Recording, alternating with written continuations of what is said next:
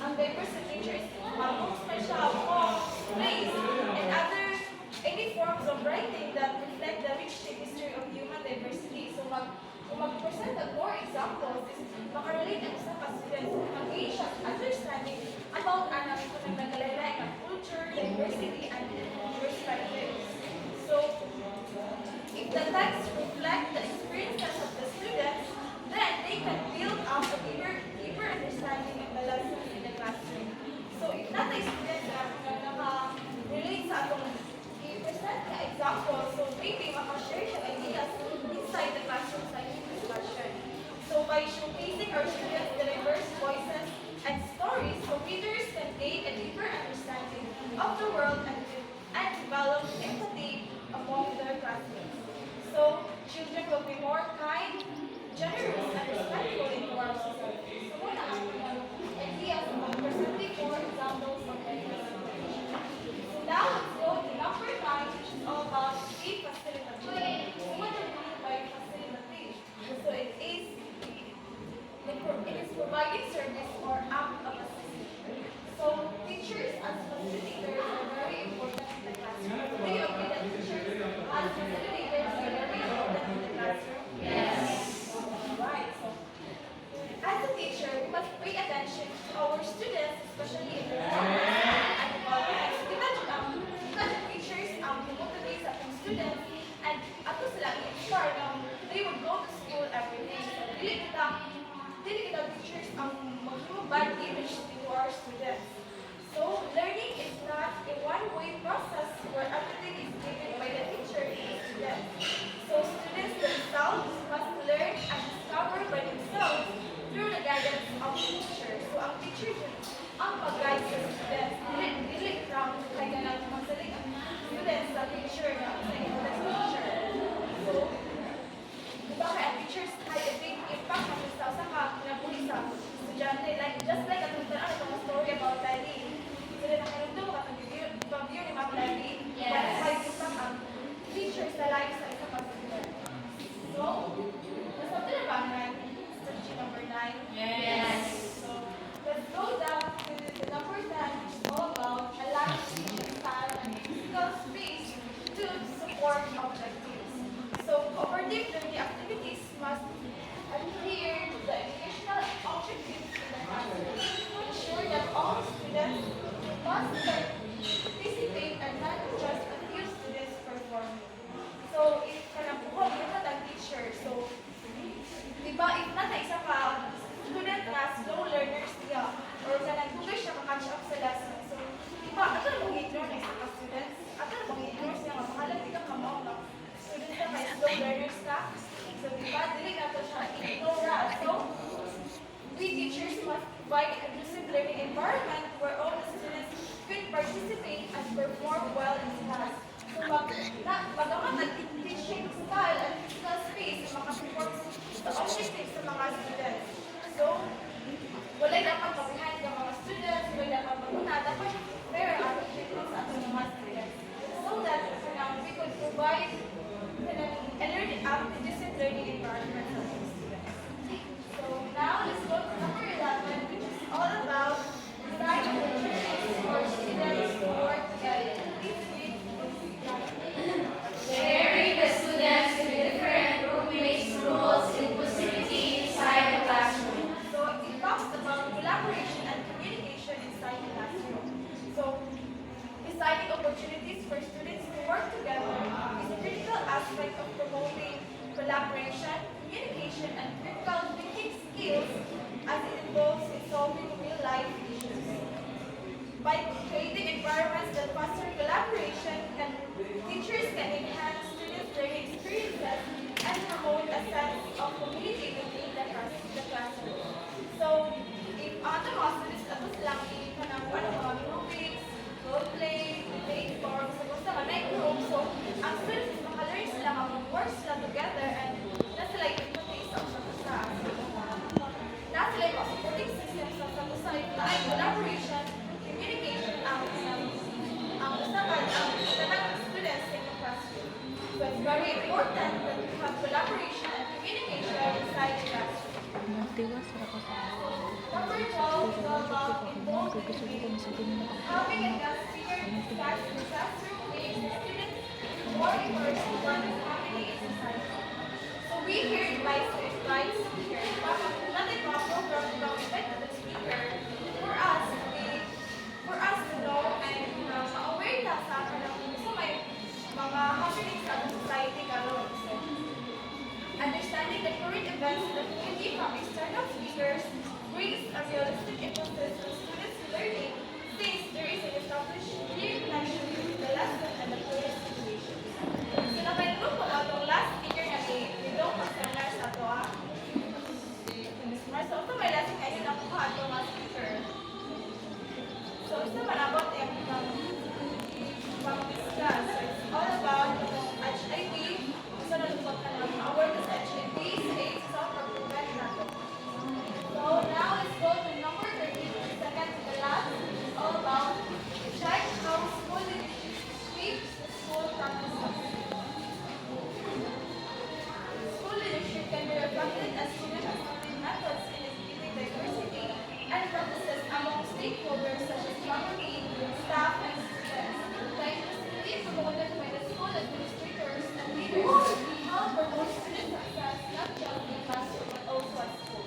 So, the school leader yung ang more shape sa school. So, ang school leader mo yung lead sa kapasgalahan to have a betterment and palalay ka ng buwan ang sa school. So, ani shape na to ang shape sa good school leader kung sa yung pag-handle ang school community. So, muna ang purpose at check ang school leadership and shape the school practice. Lastly, it's all about take a look at the whole school environment. So, as we can see, so much the whole school environment. Parang by diversity. So, our school is improve ang school as a skill developing path. So, multicultural support not only visible in the classroom but also the school. So, multicultural support will not be only visible in the classroom but also in the school. Students might feel comfortable inside the classroom of a teacher who upholds inclusivity, but when students are outside the classroom, the inclusivity might be at risk. So, muna na sa isa pa student na dili siya safe sa kanang at secure sa eskwelahan is bigyan mo na ang kanang risk ang iyang pag-open sa kailalay siya diversity and culture. So, kanang mapil sa pa student na what if bullied siya sa gawas na wala siya sa classroom na wala ang culture. So, what if bullied siya or kanang i-discriminate siya sa iyang race, ethnicity, culture, or usap pa iyang religion. So, kanang this 2014, kanang nagbuan siya kanang ma-feel safe and body set inside the school community.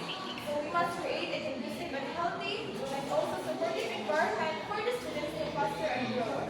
In that way, the students are free to express themselves even outside the classroom.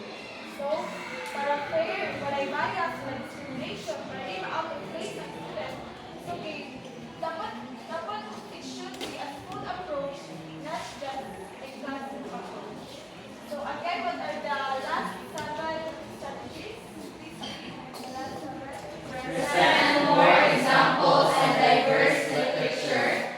Be facilitative. Align teaching style and physical space to support objectives.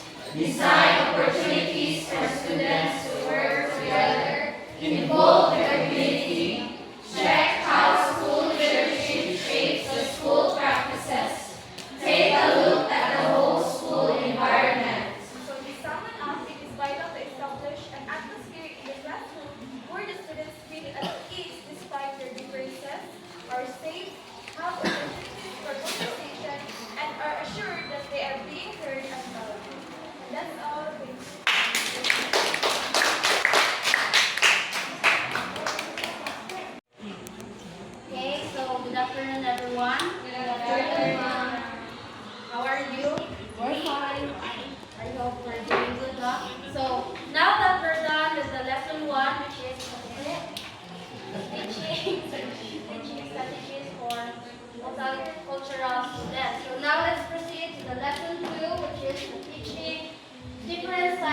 of reading material. So I was supposed to let you guess these jumbled letters, but to shorten our time, I'm not button na. Dapat ko may blackboard. Ayaw na. Kung na yan, mo. Pero ganyan.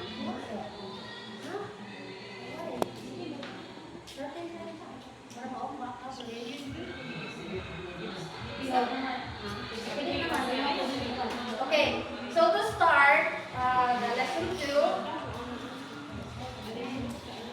when we heard the word reading materials, all we think about it is it refers to a book or any reading materials which we could get reflections, specifically the children's book, right? But for now, let's move on to the more complex type of book or reading materials, from children's books up to adolescent or applicable for adolescent books.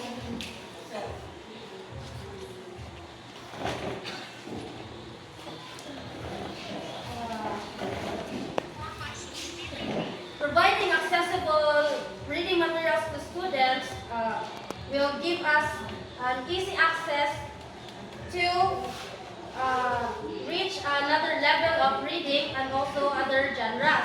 So, the website Scholastic Parents presented 15 ways of reading materials, but I will discuss first the 11 reading materials.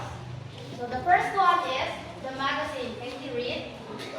Periodical containing miscellaneous pieces such as articles, stories, poems, and often illustrated a fashion magazine. So, I know all of us are all familiar with magazines.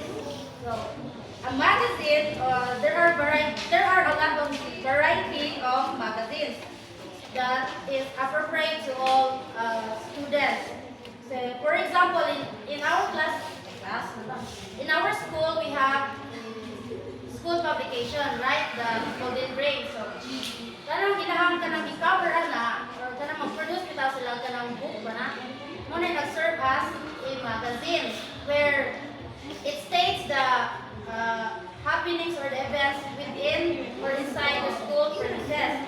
So, the inside of a magazine has the news articles, personality profiles, or mga tao na involved na events, and especially the reviews or the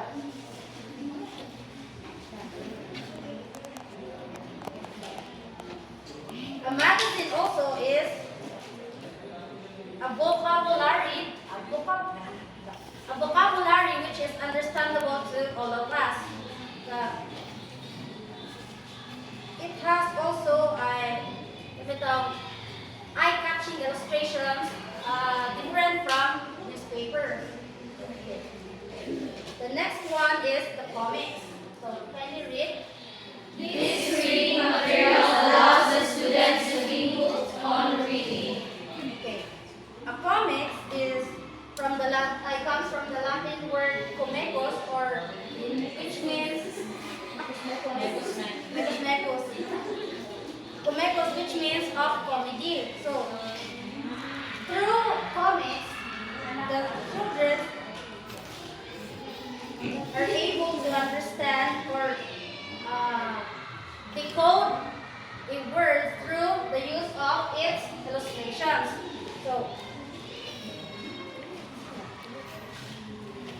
as well, through reading materials, through comics, the children are able to improve or enhance their reading skills through a way of dialogue or exchanging of words or conversation.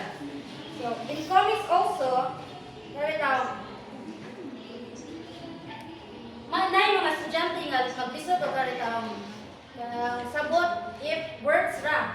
So ang use muna ikuan siya nga reading material since na siya illustration with words.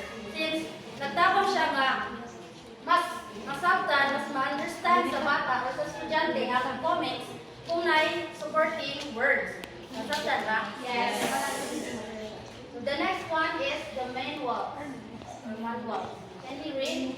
A book which tells you how to do something or how a piece of machinery works. Who among you here are familiar with manual? Hindi mo familiar ka ba? Cellphones, TVs, appliances. You know? So a manual will teach students to know things or to know how things or a machinery works. So this can be mostly found like what you've said to appliances, gadgets, or any machineries. So manuals contain step-by-step procedures, cautions or reminders, and also its parts, katong yung mga definitions kung saan paggamit. So, ang gamit aning manuals mo yung magtulo ay ang purpose aning manuals ng himo siya nga reading materials is in order for the students to know how to take care properly of its things or magkuhan, how to ito ayuhon ug nay maguba since through the use of manuals. So the next one is newspaper. A printed publication consisting of folded and stapled sheets and containing news, feature articles, advertisements, and correspondence. Okay. So newspaper, as what I said earlier, is different from magazine since ang newspaper is a formal or objective type of book or reading materials. Unlike sa magazine nga, daghan siya ng sulod. Isang kinsa ang masulod na nga magazine. Diba? Janine? Okay? Yes. So, a newspaper teaches students to know what's going on in a society. So, however, in a classroom setting, a teacher must be cautious that. Kay, need niya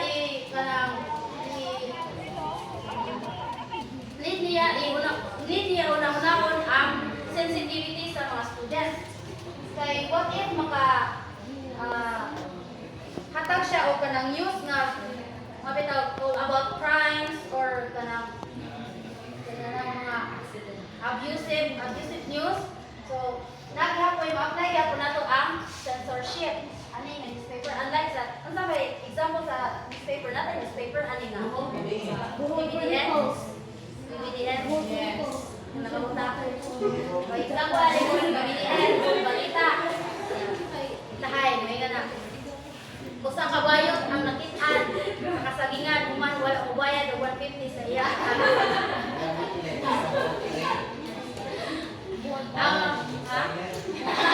Kusang mo bayad?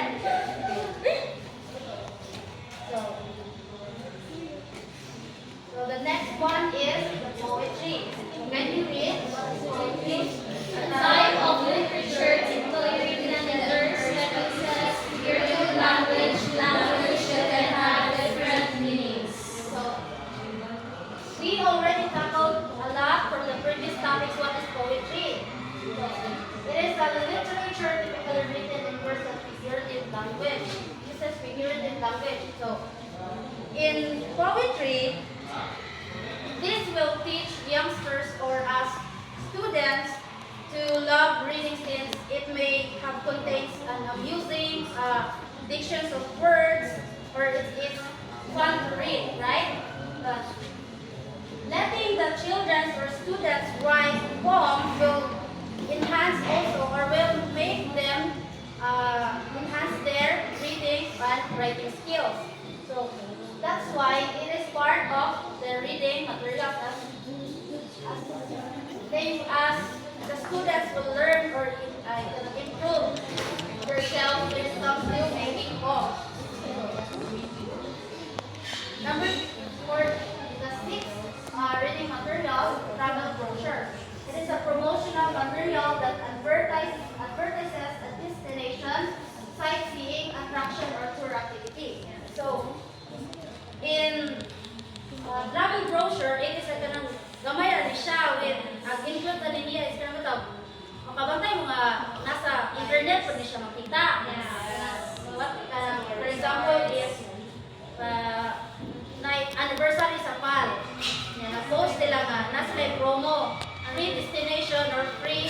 flight patungong Puerto Palawan or Siargao. Pero we need to be cautious when it comes to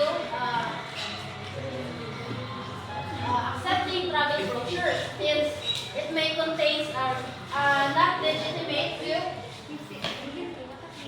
it is not not legitimate to information. Eh, what if ang inyong nadawat is free flight to Siargao or Palawan. Tas free flight ra pa dong. Inyuhan na pauli. We need to be cautious. Yes. And the next one is encyclopedia. So encyclopedia is a word that contains information on all subjects or one that covers a certain subject, thoroughly usually with articles arranged alphabetically. Okay, so familiar naman sa tanan encyclopedia, right? Yeah. Pagka na siya with one na siya na mga volume 1 up to 13. And example line is kanang Britannica encyclopedia, which contains a lot of topics like science or mga histories.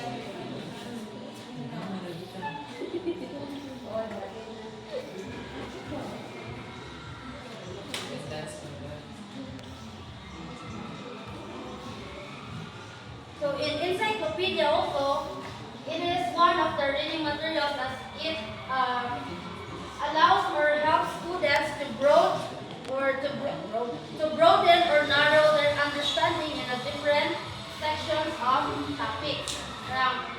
When we talk about science, kung natin kalibugan, di man na natin makita ang ilang mga terminologies sa dictionaries na. So we need to use encyclopedias in order for us to understand what's that topic all about. Sabtan? Yes. Ano rin siya masabtan? The next one is sports program. So a sports program is something that focuses on overall sport development. So when we say sports program,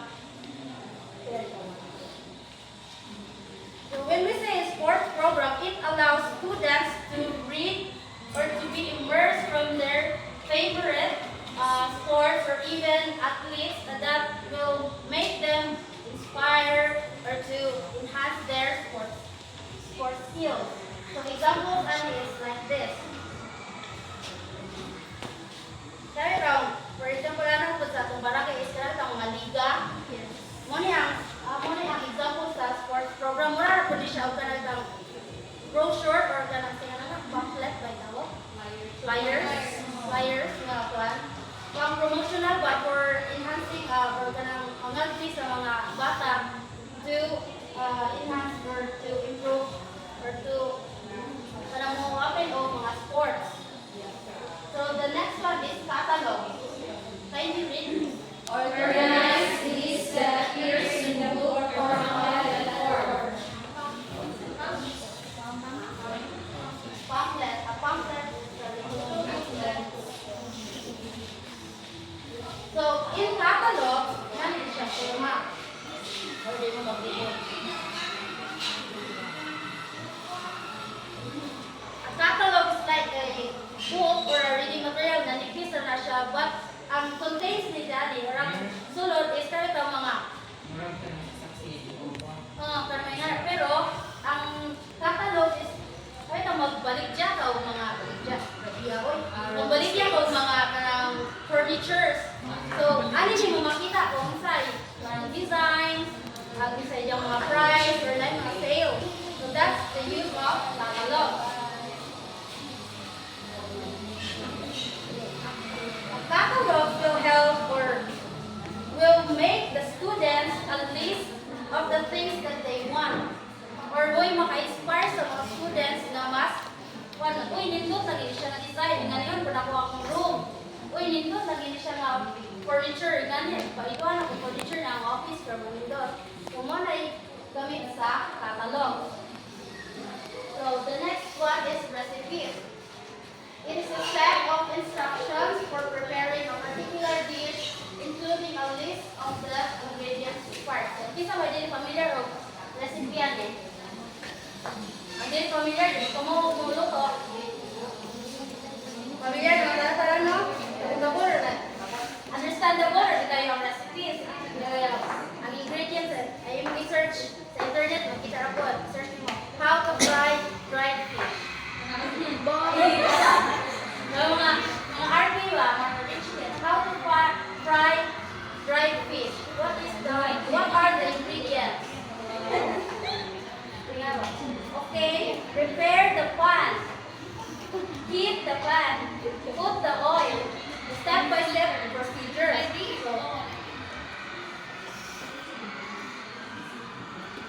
Through these recipes as a reading material, the students will guess or will be able to analyze themselves for a real-life situation. Since ma-apply man nila sa daily life na to, isa dili mo luto ani. Na? Janine, dili ka mo luto? Kamu? Yes. Very good. So, the recipe is mostly used in a school, especially sa nag-take up o sa HM, yes, for economics o sa CLE, sa high school, pagkiri. They need these recipes as reading materials in order for them to make or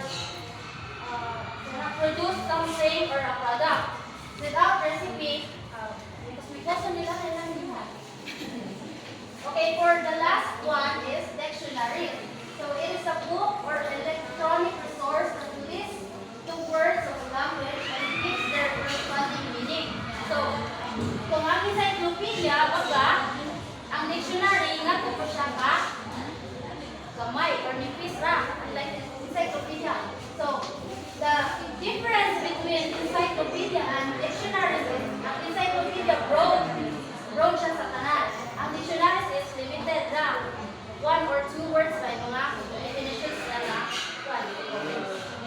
So, using dictionaries, we're able to know what's that sign or what's that certain word means, right? So,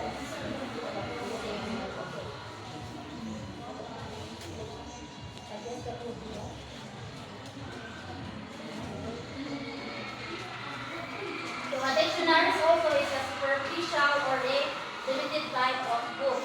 So that's all for the first 11 styles of reading material. And then, Joanna's report. Let's have a recap if you're not know. So, let's play a game. So, let's play a game. If I say, if you're happy and you know it, clap your hands, stomp your toes. Right toes. And if I say, if you're happy and you know it, stomp your foot, then you clap your hands. Okay. Then, if you're happy and you know it, then your face will surely show it. It's either way, will stomp your feet or clap your hands. So this is part of 2 questions that are one. So if you're happy and you know it, clap your hands. Oh, hard bell, please stand up. Answer the question. No. Dali na magka-right. First, we're going to discuss. So give me an example and a definition of the reading materials which was discussed by teacher Joanna. Anyone? What? Give me an example and a definition of the previous example of reading materials which was discussed by teacher Joanna. Just an example. Yes, an example and a definition. Magazine. Yes? Yes. Magazine, it has a lot of letters. It is used to advertise products Am I right? So very good. Another one. If you're happy and you know it, stomp your feet. Angel? Wala, wala, wala. If you're happy and you know it, clap your hands.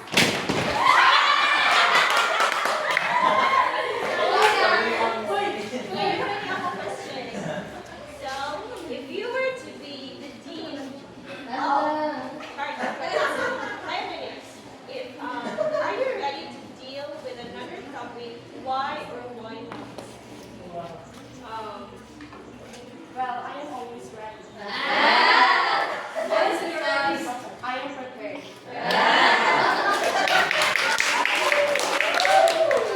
So let's proceed to the discussion. So another type of reading material is the play script. So are you familiar with play script? Yes. Please read the definition. Making the students feel about being a stage performers brings out their artistic side. So this is an example of a play script. So it usually consists of a narrator and like student 1 or student 2. Di ba familiar naman with play script? So do you agree that it brings out their artistic side? Yes. Yes, no, because reading play scripts like feels like, and then the students will feel like they are the ones that they are reading or feel the emotions of the character of the piece that they are reading. So these play scripts encourages students to comprehend what they are reading and even put it in heart what they are reading. So play scripts are important type of reading materials. So the next one is atlases. Are you familiar with it? No.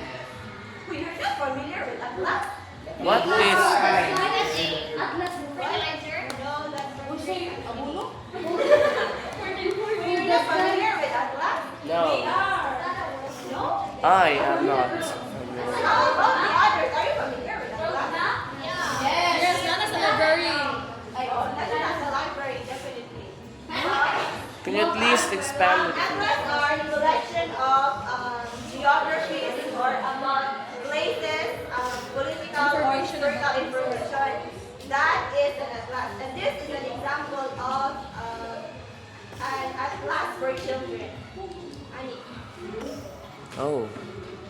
this one, makita, you know. And this is the content. Nakita places and information na nasa suod pa dyan content. So this one has Africa, which is the continent, right? So try countries na belong to Africa. Kenya. Very good. So there are information, no? There are texts. There are texts na naadriya. So atlases provide wealthy reference information about places.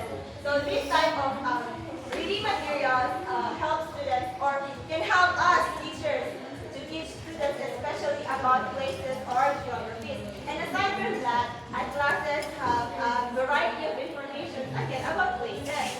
And it encourages students without like, I want to go to this place because this place is beautiful according to the atlas that I have read. So for example, sa South Korea, what's the name of South Korea? Yes, very good. Love your hands down. So that is one way of encouraging students to read also. Like, if last time I ever na place like South Korea, di ba, ma-encourage na what's in this country, I want to search more about this country, I want to read more about this country. So the next one is public science. Are you familiar with public science? Yes. Oh, please read the definition. Recognizing familiar public signs for children is very essential.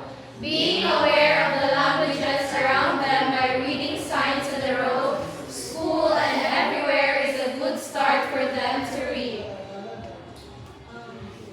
Do you know what this road sign is?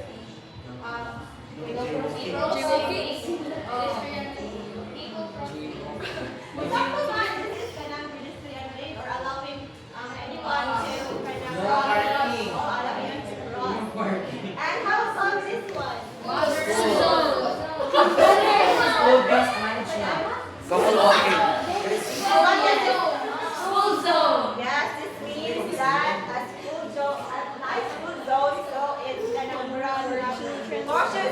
kanang vehicles na mga agit because na ay school na paninay sila na mga agit. So what are the importance of public science? Public science. So kanang mag-teach ka public science to your students encourages them to read. I can reading materials as one. And not just that, as well, public science guide is not to our students can be very helpful in integrating in application of real life scenarios, di ba? Like, public science are everywhere, di ba? If your students are aware what this public science means, then of course, ma-use na niya or ma-integrate na niya and ma-helpful na niya to follow the rules. So what are other road signs? Like, road sign means that double solid yellow line. No Overtaking. How about the track na white plane? So, allow overtaking.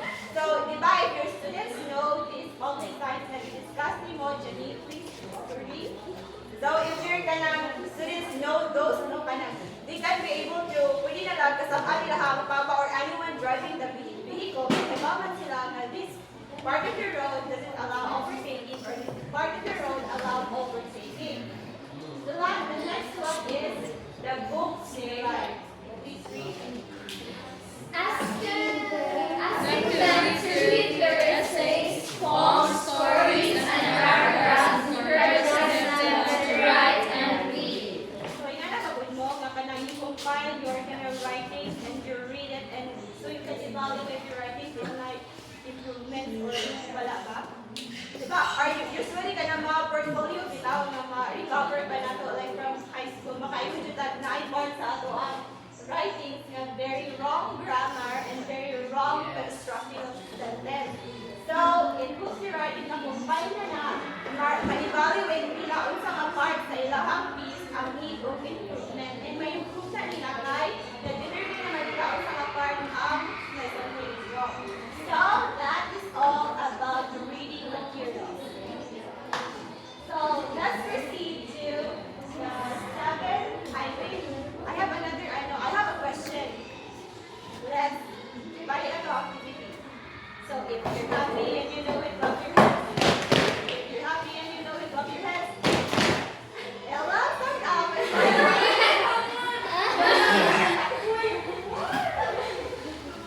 So, the question is, among these type of reading materials, which one would you prefer to teach to your students? The public science public science is very important for sa everyday life sa individual. Oh, yes, thank you.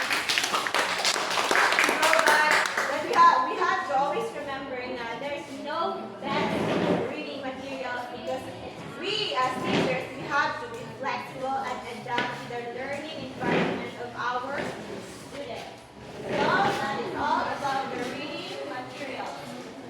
Now, let us proceed to the 7 cognitive strategies of effective reading. So, the first one is activating. Please read. Growing relevant prior knowledge of the students is a good strategy to ignite their previous experiences on a certain topic. If you're happy and you know it, clap your hands. If you're happy and you know it, clap your hands. If you're happy and you know it, and then your face will surely show it. If you're happy and you know it, stomp your feet. If you're happy and you know it, clap your hands. My name is Wala ka ni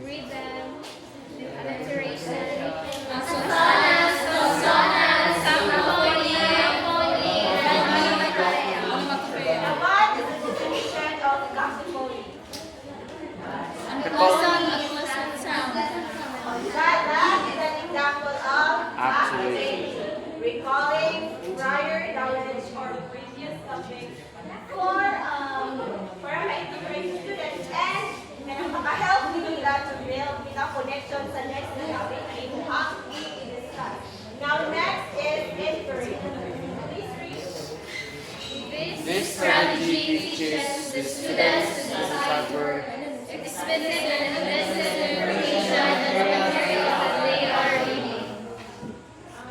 This empowering means, so empowering means, teaches the students this means that, learning, learning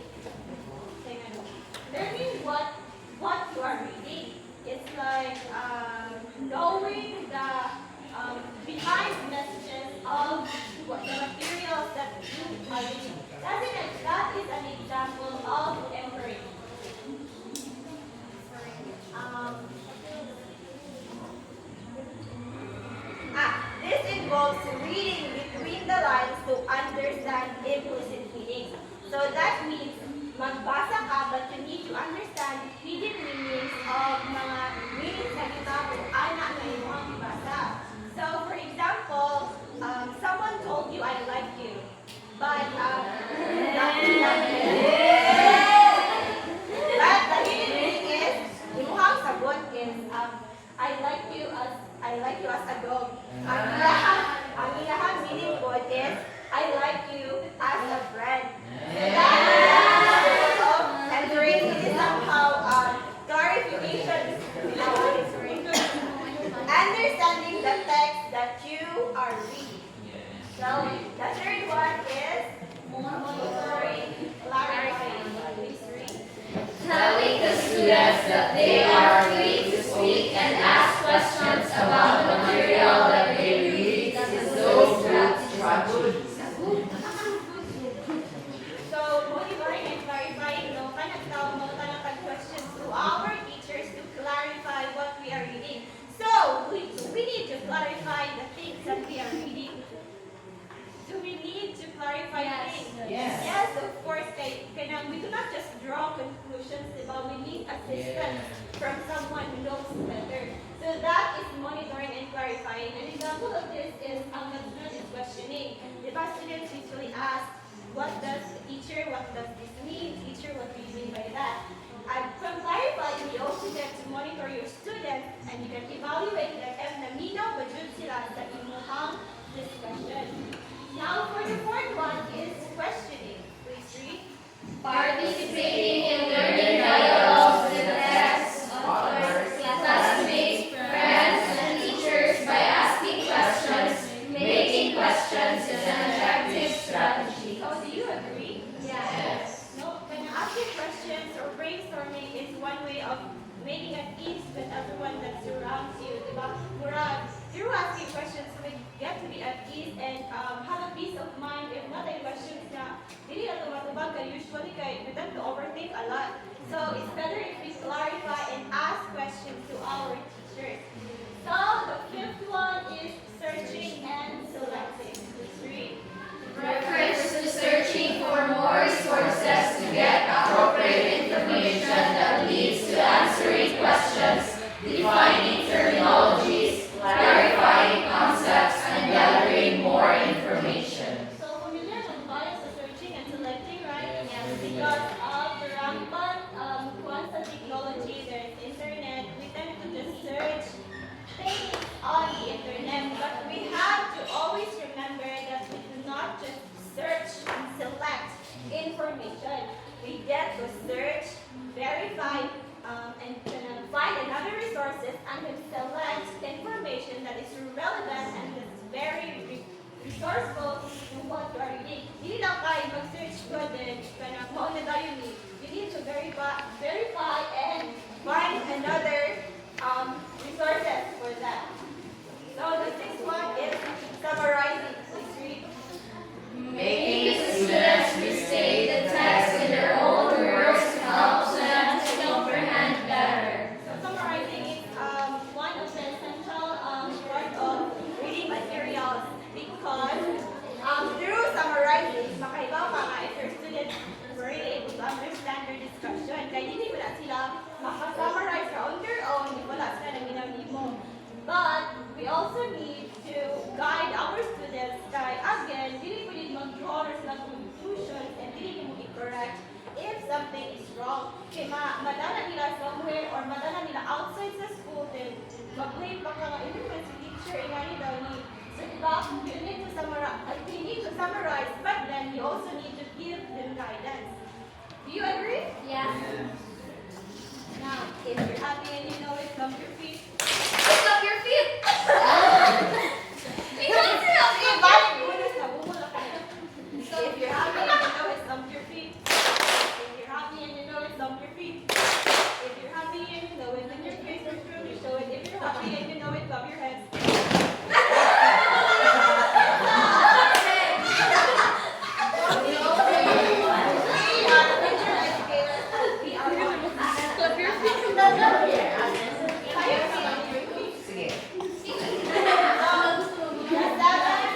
And the last cognitive strategy of effective readers is visualizing and organizing.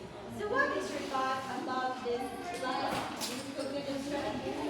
My thought about visualizing and organizing is that before we organize, we should visualize it, and then for us to be able to understand the things that needs to organize, we should see things more clearly, and we should visualize it first before we're going to organize the things or the tasks.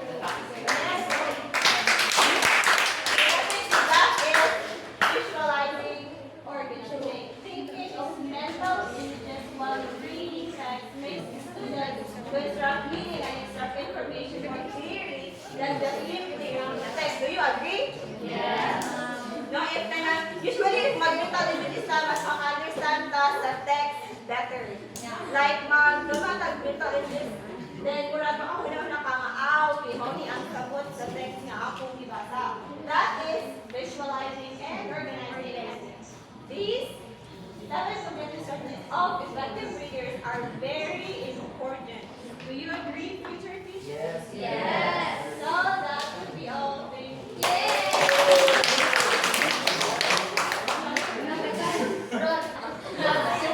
Thank you. Marvel, are we go?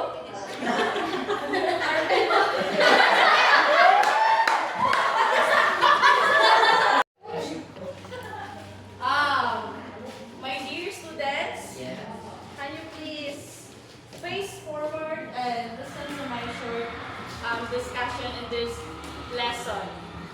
So this lesson is, are you familiar with the game Frigolets? Wala.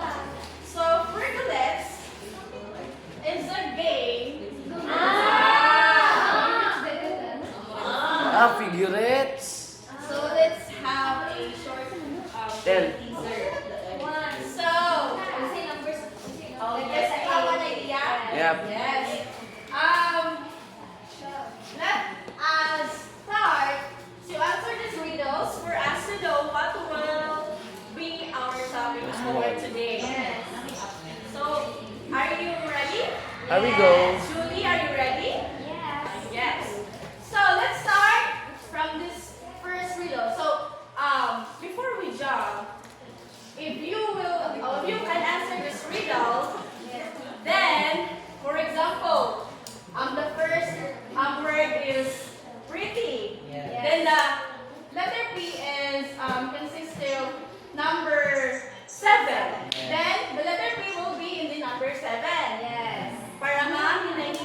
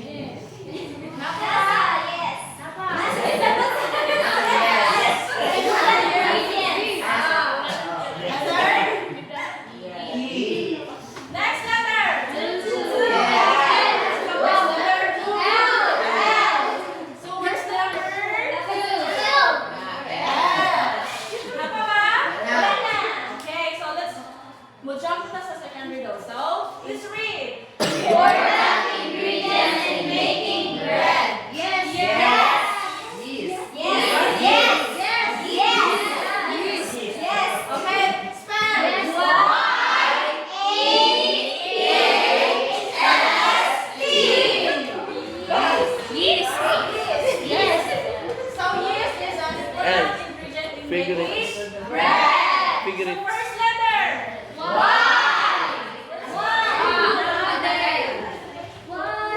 Napa ba? Next letter, nana. Ano ba 6A? Six. Apple. Number 6. Yes. Number 3.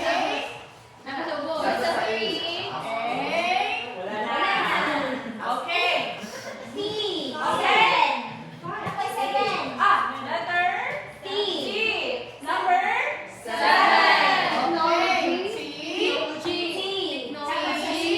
Assessment. Okay. Third video. Fatima, can you please read? Number 8. Wala.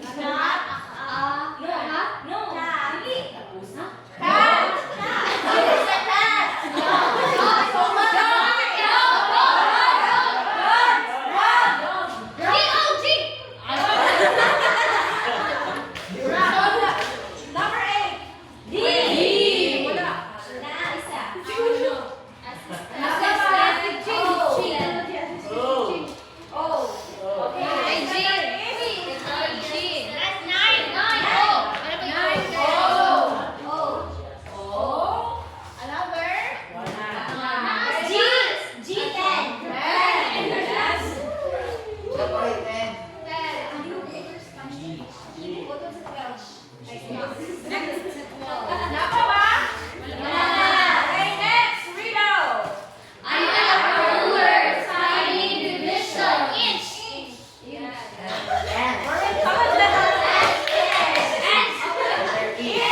Okay, spell. Okay, first letter I.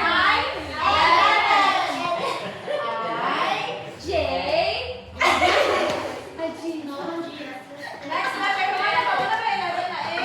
Yes. 12.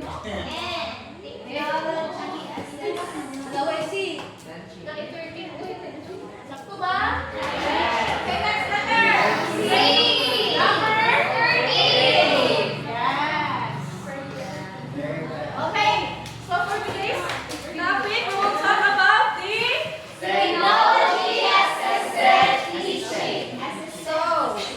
technology assisted teaching. Okay? So when we say or when we talk about technology, Miss Larita, usa man imuhang mahuna-huna natin Joanna and Vanessa, when you hear the word technology, yes. Sir Sandrine. So when we talk about technology, so in our age of digitalization, and with the use of technological devices such as, what are those technological devices that we use every day or in every other day? Cell phones, commonly, di ba? Smartphones, laptops, projector. Another that we can see or we can use in our classroom. Yes, the bulb. Is bulb a technology? An electric fan? What's that? Phone stand. Oh, it's a product. What? Ano ba? Nalaman sa atong classroom? Oh, yes. So, is it hard to imagine life without gadgets or technologies? Yes. It is very hard, Rolida, di ba? Yes, You can't live without your gadgets, even now. So at the back, will you please listen to me, Ate Ria?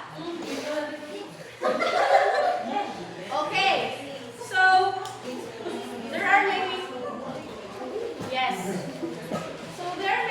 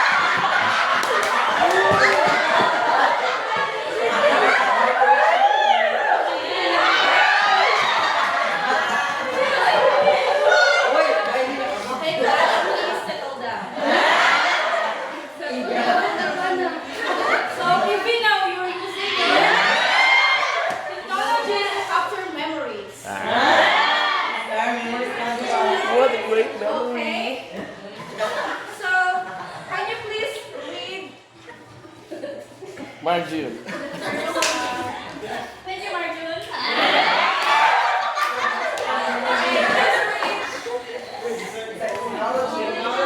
Assisted teaching strategy. The use of technology in the instruction. So, when we say strategy or teaching, makulit siya sa instruction. So, when we say instruction, it is a guide that helps our students to use technology in a proper way. Okay, please read. Adopt. Define technology-aided instruction and intervention as an instructional strategy where the students' goals in the classroom are achieved with the help of technology. So, si Odo is nag-define siya as the TAII as Alex. As an instructional strategy, Alex. So, do you have an idea what does Odo mean all Okay. So, when we say strategy or techniques, what can you imagine or what can you say about those words? When we say strategies, techniques, Procedures. ways to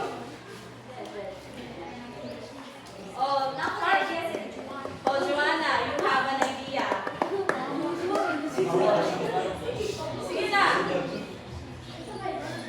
One. When you hear the word strategy or techniques, gusto man ni mo hang sinapit or itong mauna-unaan? What are the steps or ways para ma-achieve ang something na involve the aim? Yes! Para madalik siya, di ba? Para ma-nice ang aming mo siyang creative. Okay, so nag-talk man tawag technology. Si Odom et al. Implemented the 5 essential steps for us teachers or future educators to guide our students in using the technology in a proper way. So the first essential step is to read. Identifying clearly defined goals. So, the first step is to establish a clear objective among the students. So, the target class objectives you want the students to achieve influence the type of technology to best select for the class. So, di ba, if we will use a gadget, Alex, can you please put your phone in your bag?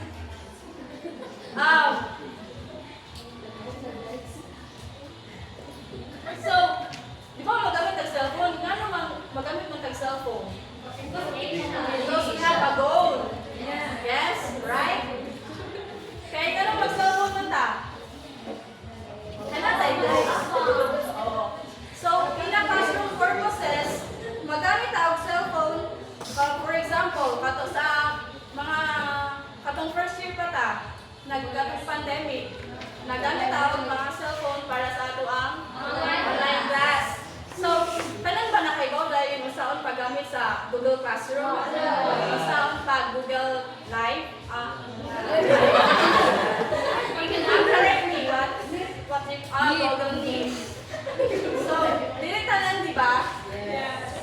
Even me, I don't know nga usaon paggamit ana. So, we ask guidance or instructions to our classmates, our teachers.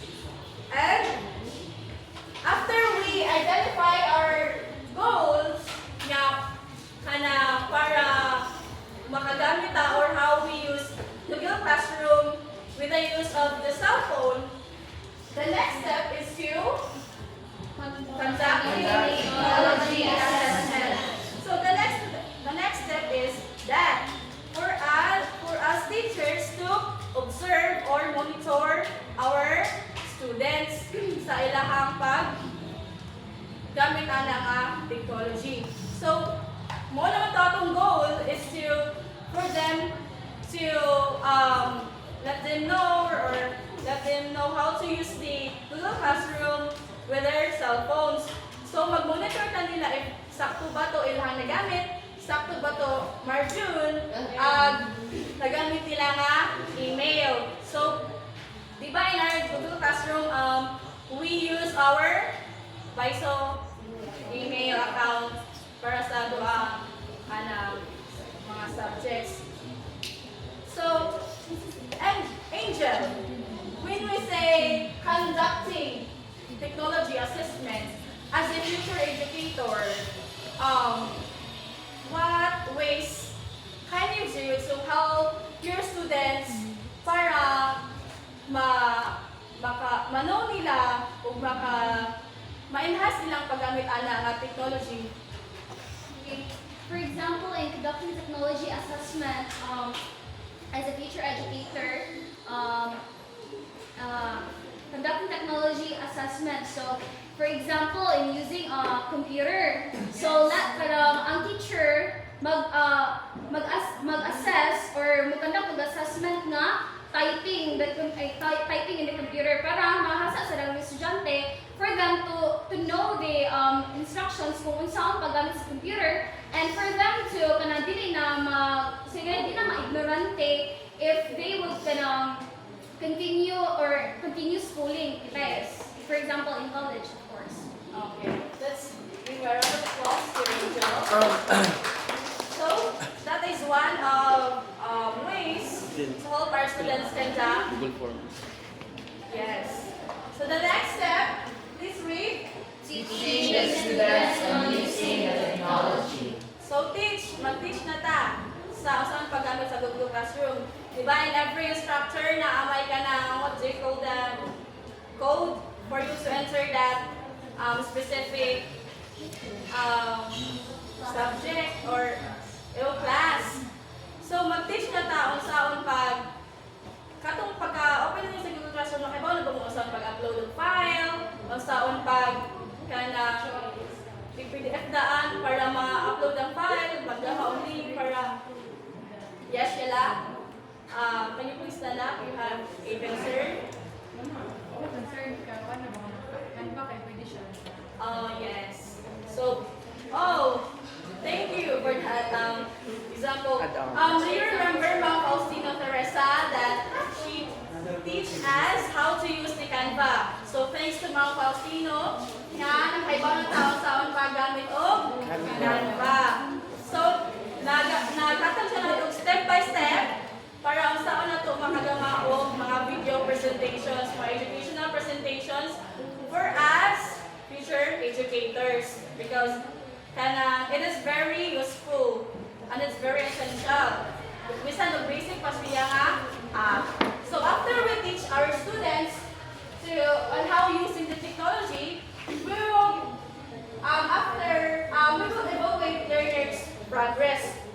So na-teach naman natin sila, pero sila i-evaluate. So i-evaluate na ito, sakto ba ilang ipang buhat? If wala pa sila yung mga bad, yung ipang buhat, anak nga gadget or technology. So, in a Google Classroom, for example, matingan na lang ang teacher is, pag yung mga student is nag-upload na, kaya na-teach naman yung siya o saan pag-upload ng mga file. Nag-upload siya o video na SPG.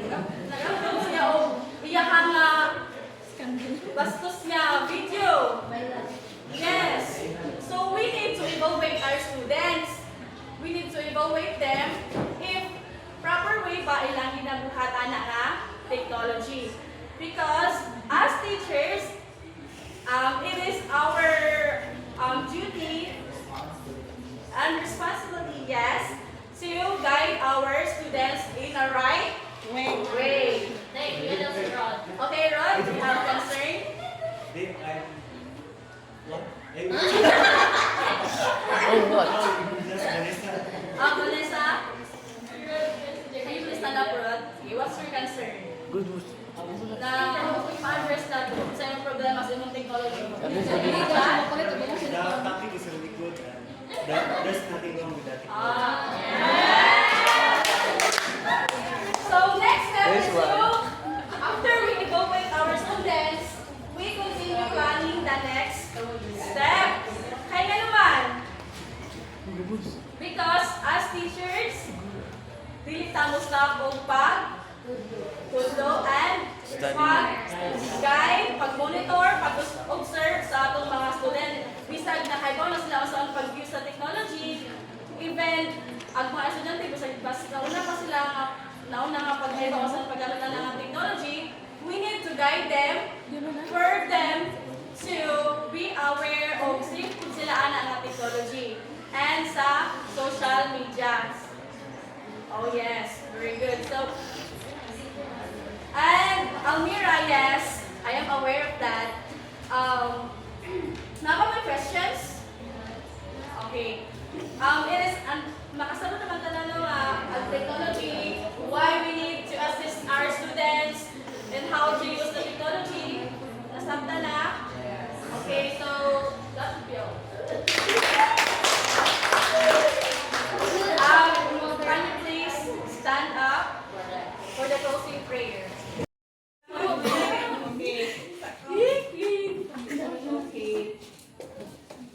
So, good afternoon everyone. Good afternoon.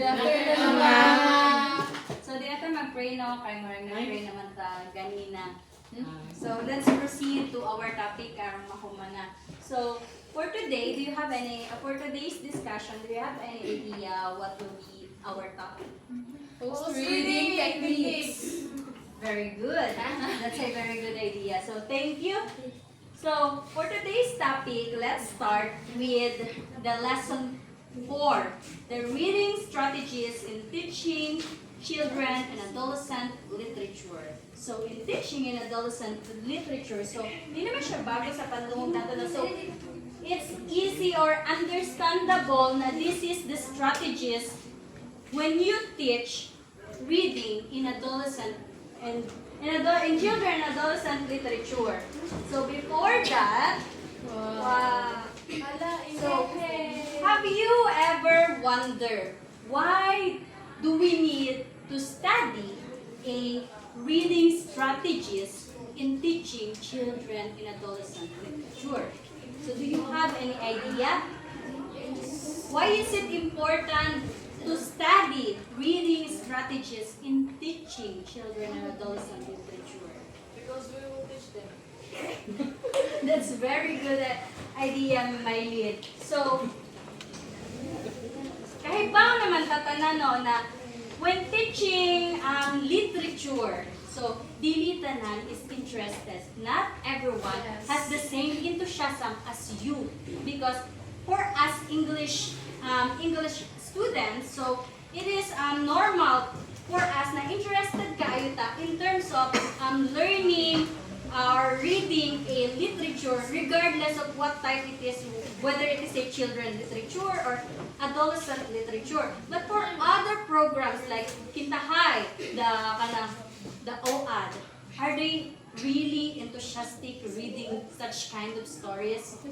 Diba they might find it boring. So, for us nga, ang role natin as a future educator, makonect natin ang atuang kaugalingon as a teacher sa atuang students. So, we just not teach, but also maramdaman natin yung connection na nakukuha natin yung attention nila na maminaw sa atua, basahin yung materials na binibigay natin as their instructor. So, let's start with the question. So, it is advisable, it is advisable na as a instructor or as a teacher na magti-teach ng reading techniques. So, naay ka ng naay advisable na tulo ka techniques na for us to follow. So, these are pre-reading, during reading, and post-reading techniques. So, kinahanglan advisable jud siya na sundon nato siya. So, before that, so, mabasahan ninyo no, mag-start tayo sa pre-reading techniques.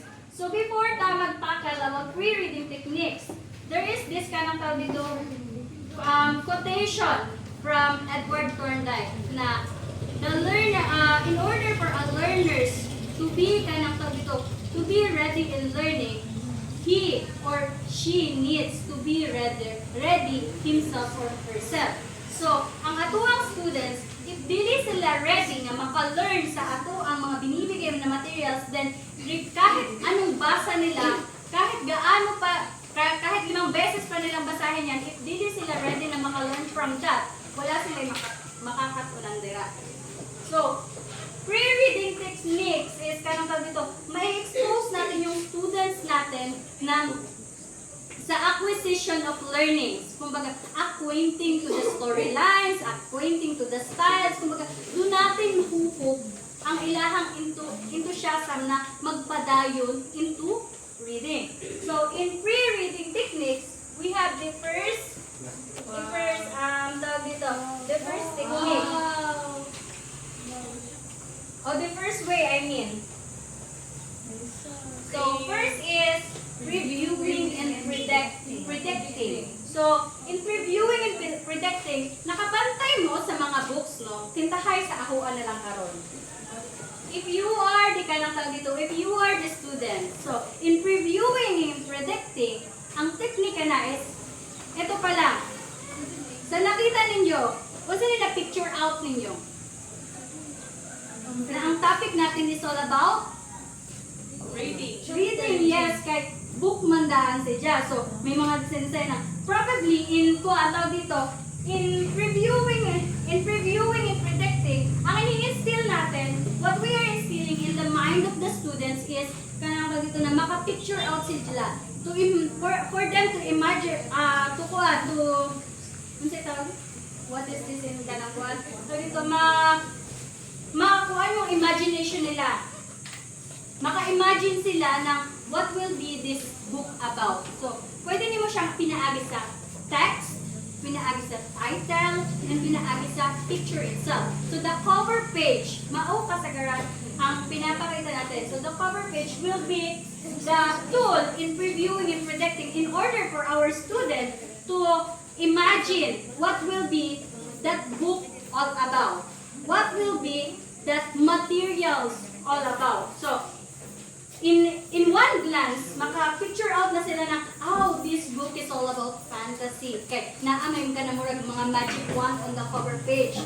Kung pintahay ang naka-cover page ito is kanang dito na murag ka ng mga Halloween type na kan, this book is horror type. Kaya murag scary kaayo, murag creepy kaayo ang cover page pala. So, mao ang target natin sa previewing and predicting. So now, let's move on to another way or another style.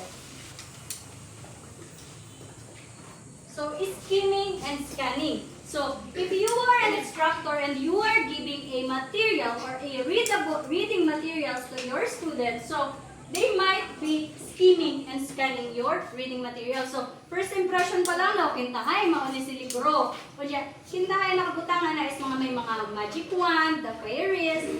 So, iniisip nyo kagad is fairy tale. It's all about fairy tales. So, if you are familiar into fairy tales, of course, you are going to skim it. What is skimming?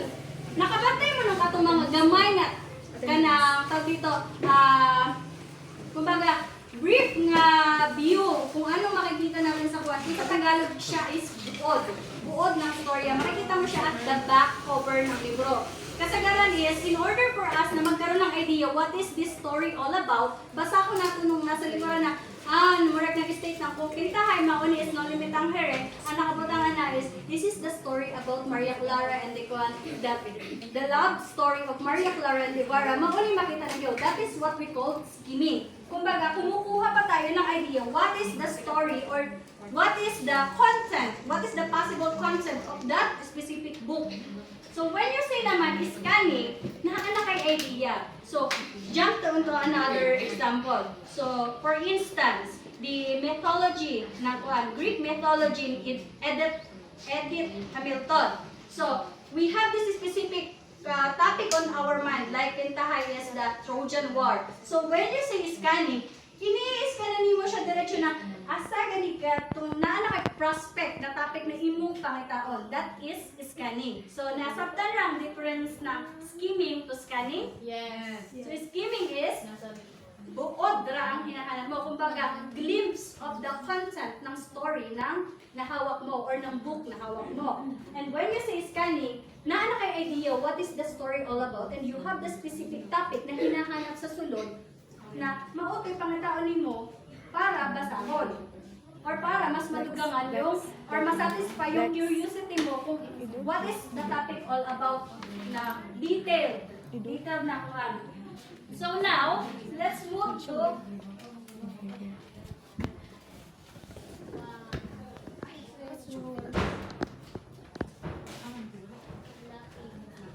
unlocking. So since na-satisfy naman si curiosity mo, nakakuha ka ng, since upon scanning mo, makabantay mo, di ba, while ka-scan ta, makaka-encounter na ng mga unfamiliar words. Na matatandog sa mutang ato ang curiosity na, oh, kung sa ganitong word nga, kanang murag, bag-uni sa akong pandungog ba? So ang mahitabo karon is, oh, sige, wag ko kahibawan ni, i-search ni, what is the synonym of this word? That is what we call unlocking. So na-unlock na ang atong curiosity. When we say unlocking, it is our cognitive pump. So tinatawag natin siyang cognitive pump, okay? Kumbaga, diyan at tuning start ang atong curiosity and we want to expound our vocabulary, we want to expound our knowledge on this specific words or this specific language. So now, let's move on to activating.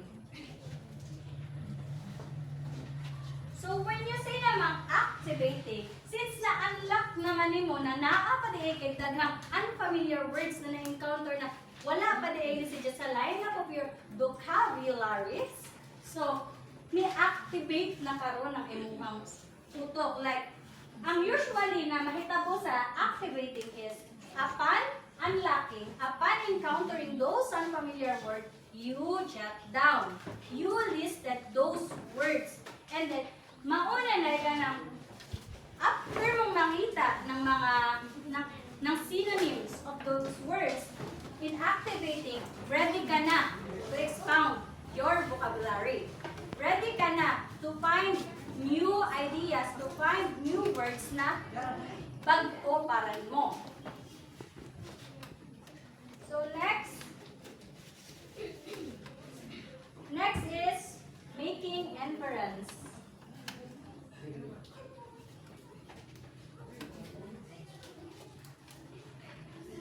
So in making inference, since na-activate na ka, di ba since previewing, wala pa kay idea what is the topic all about. And then skimming and scanning, na kay gamay na idea.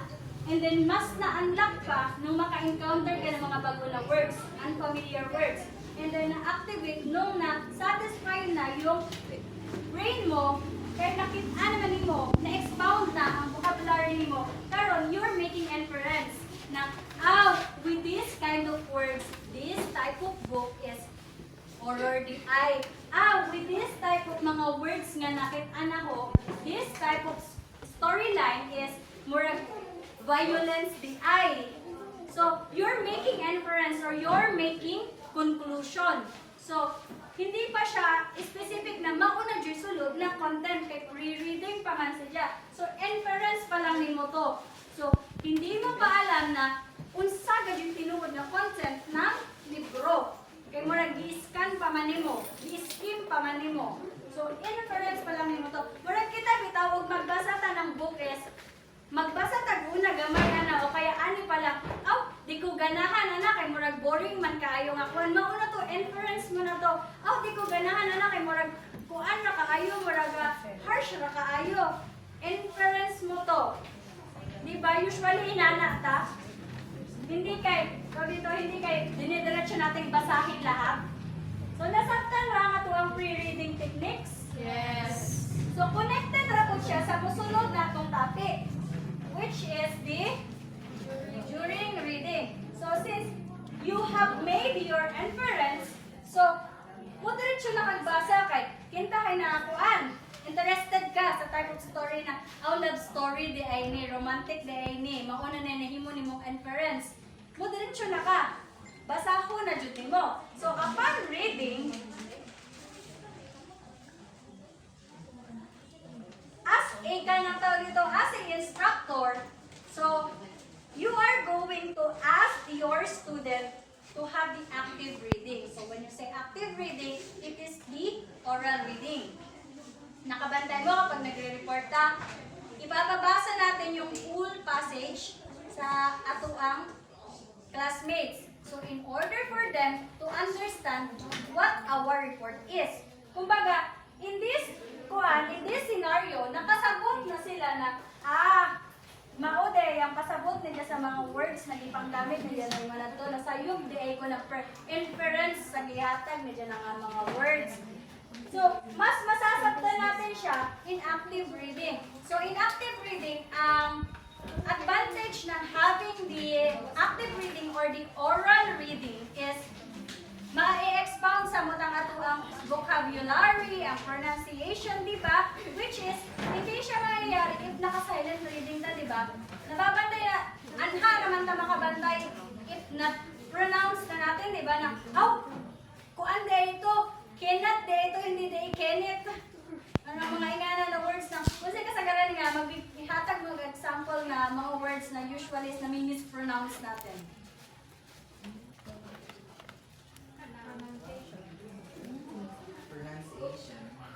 Yes. Yes, correct. Pronunciation. So, kasagaran na si Jace na mispronounce natin ng pronunciation. Di ba? Pronunciation. Which is, in our mind, upon reading, nang gamit ang utak natin, silent reading, atong paminaw is sakto man. But, upon using the oral reading, anha, pagay natin mo ka oo, di ay na-pronunciation. Dahil di ko ka. Dahil di ay ko pronunciation in oral, i-compare sa pronunciation inside our mind. Nabantayan niyo yun? Yes. And then next is, nag-ibak na siya. The detailed reading. So, since kung ang ato ang active reading or the oral reading is makakapag-expound siya ng pronunciation natin ng vocabulary, ang detailed reading naman is mas mabibigyan natin ng chance ang atuang student to understand better kung unsa tong atuang topic or what is that story all about. Okay? Aminin nyo, after reading it loudly, you will read it twice sa inyong utak in order to understand it better. Diba? When we read it loudly, automatic, murag mo, basa kung balik ang ato ang panang, diba? So, in detailed reading, mupalo ra siya sa active reading. Kay, upon reading it loudly, pinahanglan po natin ipabasa nila silently. Ang detailed reading is silent reading. So, in silent reading, mas magkakaroon sila ng chance na maintindihan or to understand better and easily kung unsa tong nasa text kay lahi-lahi man tanang naatay diversities I mean. We have different diversities in types of learning. We have kanang dito. Auditory na tao nga upon reading loudly, mas makasabot sila. And na tao nga upon reading silently or silently is mas masabtan nila. Di ba? So, in that way, tagaan natin din sila ng chance nga mas masabtan. But, scientifically speaking, yun nila, ipagbasa ko ka ng loudly, mas ma-enhance ra ato ang pronunciation ng ato ang kuhan. But, in terms of detailed reading, it is much effective para sa student in order for them to understand easily yung binabasa nila. So, in line to that, is the monitoring and clarifying. So, if you are a instructor teaching reading, so mahalaga ang monitoring and clarifying. So, what is this monitoring and clarifying? So, while you are reading with your students and while your students are reading, so imo-monitor nimo their understanding. So, you're going to monitor their understanding in a way nga mo pause ka and then ask several questions or repeat a specific passage. So, in order for them na ma-recall yung na-build nila na idea. So, ang magandang example dito, the very good example with this is, I have remembered it right, si Lucy and si Fatima, na mo pause sila gamay and then, unsa ganito unsa ganito SBM? So, what's the meaning na SBM? What is our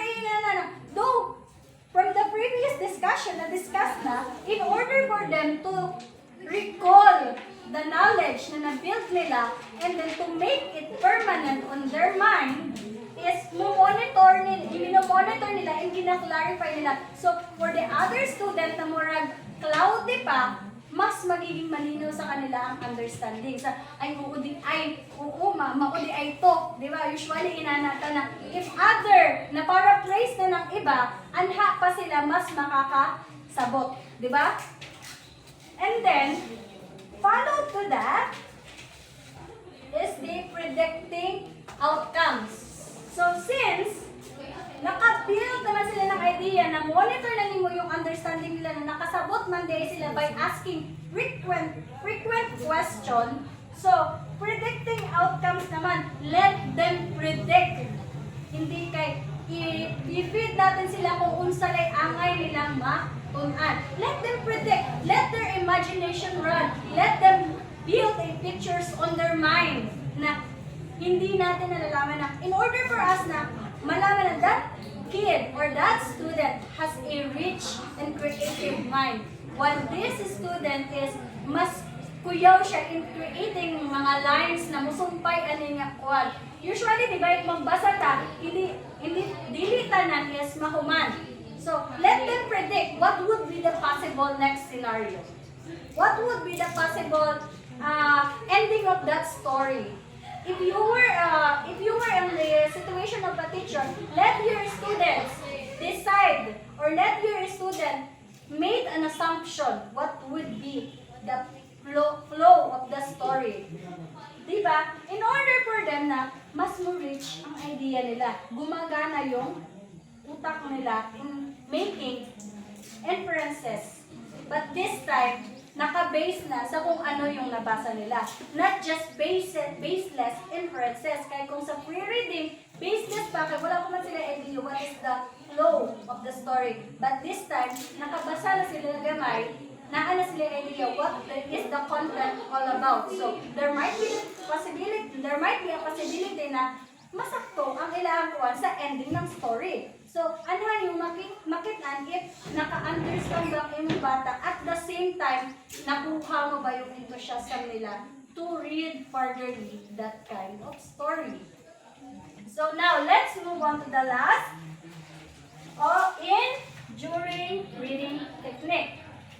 So, the last is paraphrasing. So, since you let them predict the outcomes, so in order for you to identify how deep the knowledge they have built, so let them paraphrase. So, ang magandang example there is, you let them read a two passage from the book.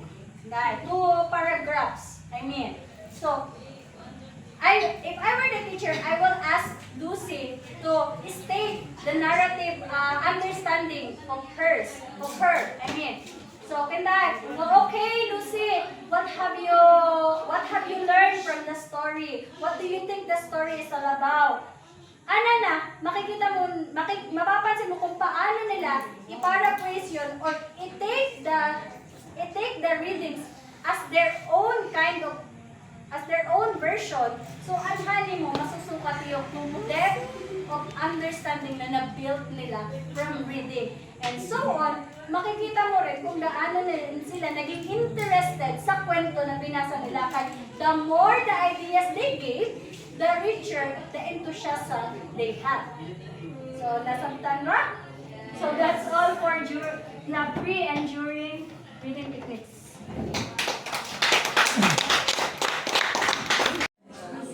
So, good afternoon, everyone. Good afternoon. So, since,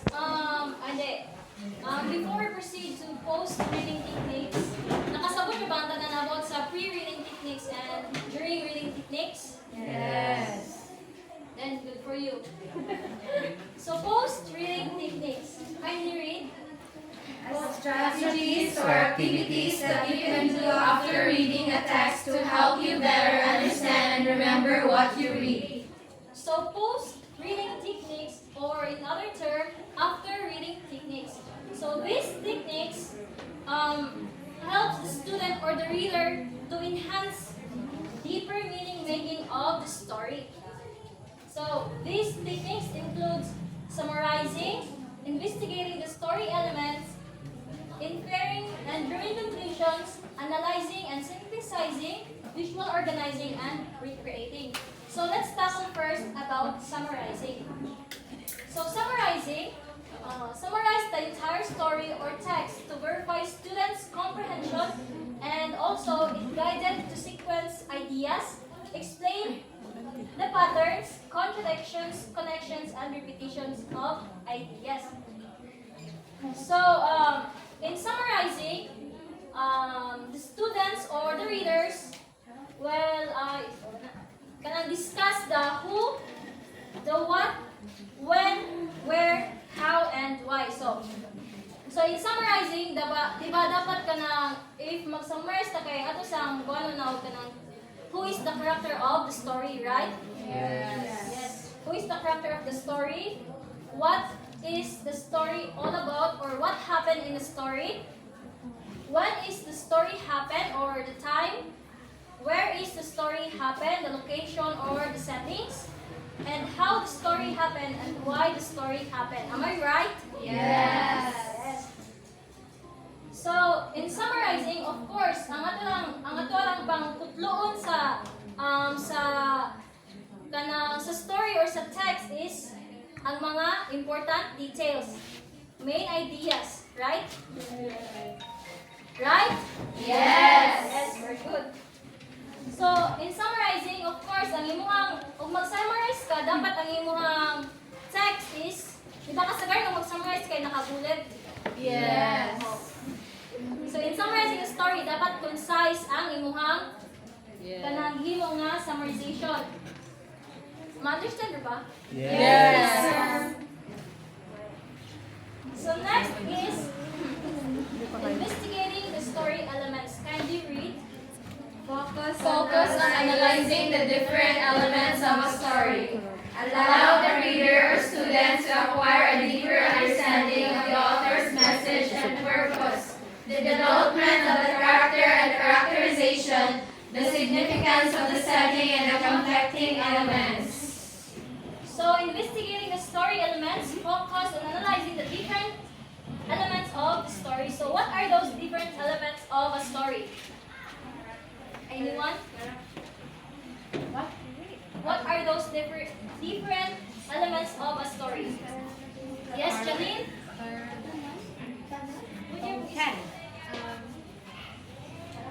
Character, setting, Plot, conflict, moral, Point of view, style. Yes, you already know, so much for that. So investigating the story elements, it helps the student to hone their analytical skills and shape their personalities. So, in investigating the story elements, students or readers relate themselves with the character's experience and learn the moral. So, for example, in investigating the story elements is kitahay. Igano ka na story or printed text. Dayon, in investigating the story elements is mag-give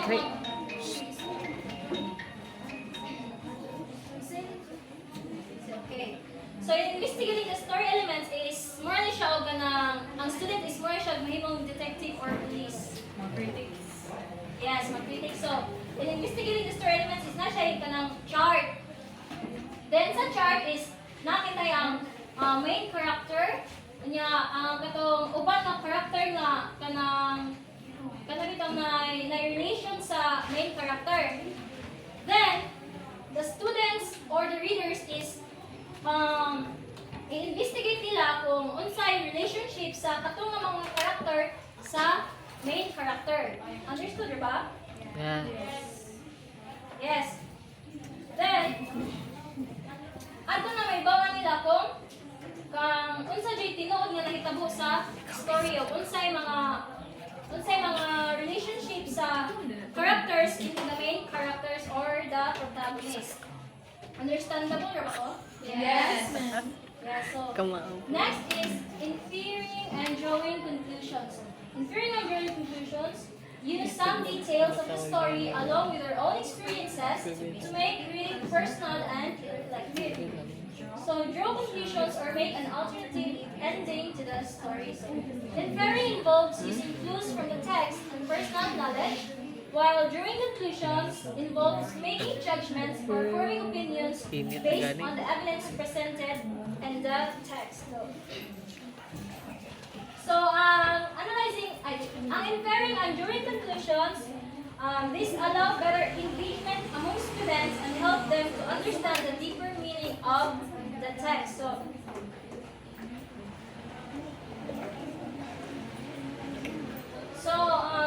Inferring and drawing conclusions, for example, kanang gibagigaan kita mo kanang text or printed text or story sa inyong teachers. Then, ang kanang story is na ambiguous ending. So what do you mean by ambiguous? Uncertain. Big. What? Uncertain. Ambiguous. Unclear. Yes, kanang unclear or kanang labo kayo nga ending ba? Then, in inferring and drawing conclusions is kanang a reader might infer the protagonist's fate based on the hints and draw the conclusions that the character likely meant. So, sa inferring and drawing conclusions, sa story kita is, di ba na may labo nga ending. Dayon is, tungod sa anang alabo nga ending, ibasa balik sa reader or sa students ang maong story. Then, nakakita siya nga na-hint sa maong nga story. Then, nakita man siya og na-hint sa maong story. Kinday, ang sa story is, are you listening? Yes, ma'am. So, kintahay sa stories naman siya ay kanang, for example, sa anime part is na siya ay kanang, ang protagonist kintay is kanang ay, sana, himo kintay, alipin. Stop talking, please. So, sa anime part is, ang protagonist is gihimo nga alipin. Then, sa tunga-tunga nga part, ang protagonist is nakita kintay Prince Charming. Yes. Nasa ubos na tunga part, ang protagonist is, mura po siya, kanibitaw, mura po siya, gialipin, nga, sagop sa prince, kanya mura, api-api na po, di nga na ba, di siya clear. So, since gibalik-balik pagbasa sa readers ang mao nga story, mura siya nakita siya hint nga, wala man siya siguro hint ba? So, yung nga na, so after inferring the protagonist fate, is mo na mag-draw of conclusions ang maong reader or ang students sa ana nga story. So, am I clear? Yes. Am I clear? Yes. Good. So, next is analyzing and synthesizing. Please read, everyone. Comparing and constructing ideas, identifying the cause and examining effects, citing problems and suggesting solutions. So, analyzing involves examining the relationships between them and identifying patterns, while synthesizing involves combining information from multiple sources or parts of the text to create a new insights or understanding. So, for example,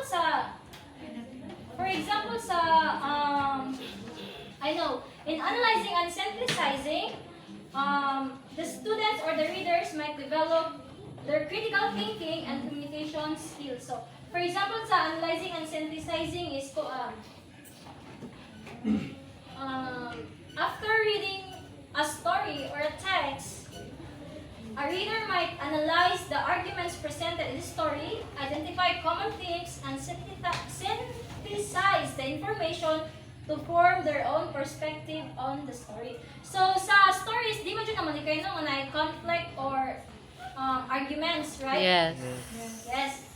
Then, sa anang stories, ma-analyze sa readers or sa student kung unsa na nga arguments or conflict.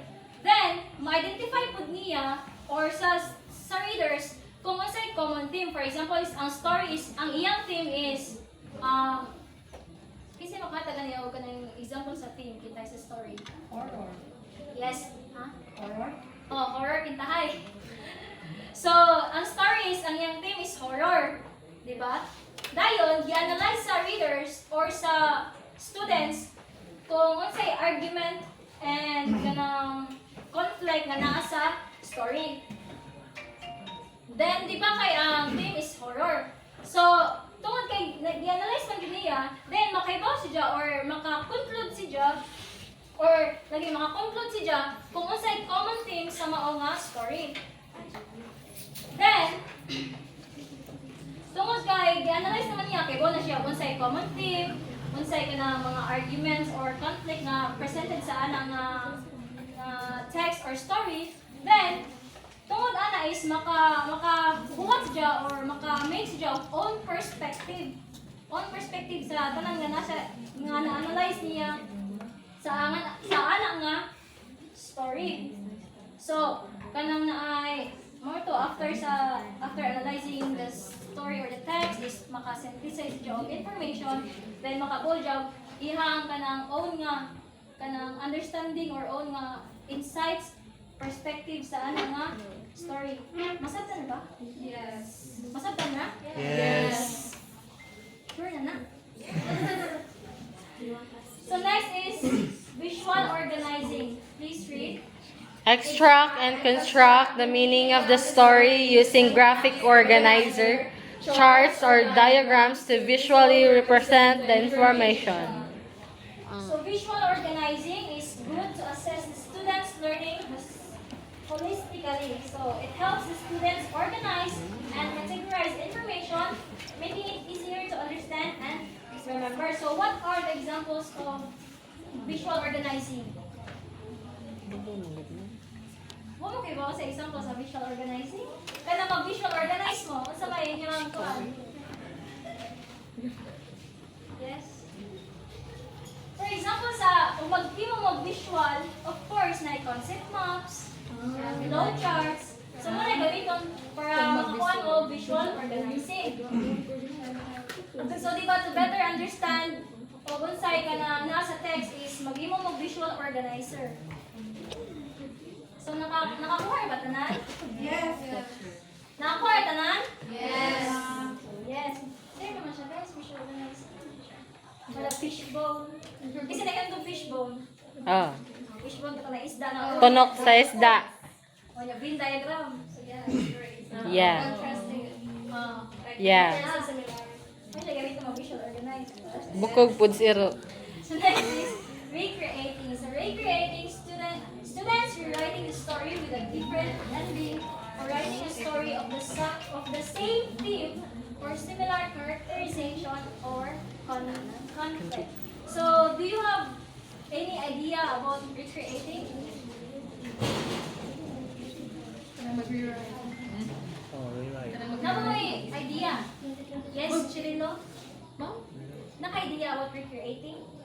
Kintay for example, kanang sa story, if you have another idea of that kanang na ay story gyapon na siya sa laing author, but you just have to rewrite or di ba recreate. That's my idea.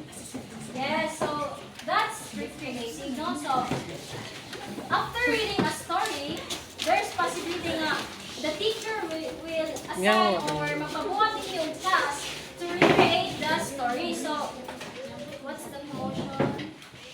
So again, ha?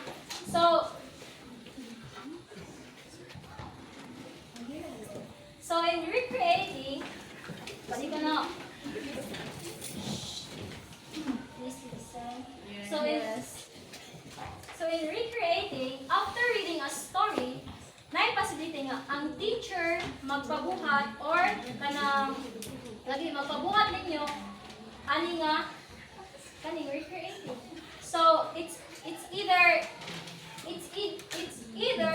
ang teacher is tingnan mo nga okay class kanang pag-compose mo og kanta nga kanang nasibo sa mao nga story. Nga ba? Nagets ka? Yes. Or pahimuon man ka og poem nga nasibo sa story. Yes. Or pahimuon mo og pahimuon mo og arts bitaw nga nasibo sa story. Like kanang story nga kanang kitay mo basa tag story nga kanang murag puno og kasakit. Yes. Romeo and Juliet. Juliet. Kasakit man.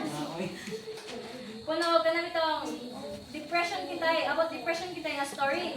Tapos may nga ang inyong teacher nga okay class kanang magama mog story nga ay magama mog art nga about ang story. Tapos diba kasagaran tong gamon nga art kay tao niya ang goal niya kay pinaana-ana depressed kita hay. Kasi ka rin.